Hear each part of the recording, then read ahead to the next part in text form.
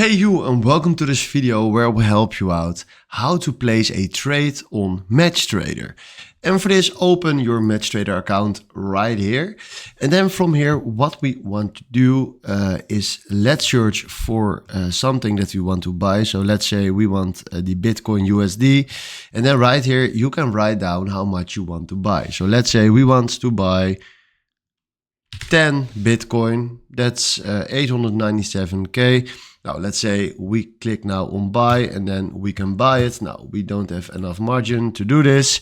You can also click then on sell and then you can sell your Bitcoin. And if you want advanced order, we can also click on advanced order and then you can minus or plus here the amount. We can also put a stop loss on this trade by clicking on stop loss and then decide where you want to sell it or buy it. And we can also do a take profit. So we tell them that when it's above a specific amount, then he will take the profit and will sell automatically a trade.